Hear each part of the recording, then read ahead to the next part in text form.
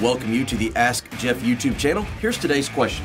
It says, Revelation mentions things happening in and through Babylon in the end times. Do you think this refers to the actual present day location, or is it more metaphorical for people who oppose God? Well, this is a really insightful question because it's specifically Revelation chapter 17 and 18. And if we were to look at it just in a very simplistic view, Revelation chapter 17 is what we might call religious Babylon, and chapter 18 is what we might call political Babylon. And what you see in these end days, particularly under the tutelage of the Antichrist, is a marriage of these two concepts. A lot of people don't realize that the Antichrist is a very religious individual. Remember, it is in chapter 11 of Revelation where he goes into the temple of God and he desecrates it, as 2 Thessalonians chapter 2 says, claiming that he is God. So there is this marriage of the, quote, church and state. And in chapter 17 and 18, we have the church Babylon and the, quote, state Babylon in chapter 18. Now, the big question is this. Is it literally where we know as the city of Babylon, or is it more, quote, metaphorical? The answer is actually yes, both and. In chapter 17, religious Babylon is called Mystery Babylon and talks about it as being a city with, quote, 7 hills.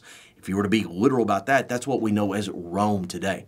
Chapter 18, the more state Babylon or the political Babylon, there's actually evidence that it is actually where what we know as the place of Babylon is located. So really what we see here is that there is going to be a literal Babylonian political presence somehow, some way, and there's going to be a spiritual Babylon presence that is most likely a little bit west in the European. So all that being said, what we see with the Antichrist, remember, he has the 7 heads and the 10 crowns and all these things happening.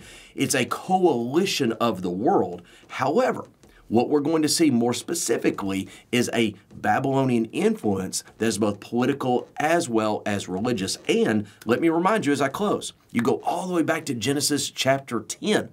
What we know as Nimrod, really the first Babylonian who started all the false worship that we see all throughout the Bible. So at the end of the book of Revelation, what began in Genesis 10 just comes full circle. Great question. If you have one, send it to AskJeff.net. Maybe your question will be tomorrow.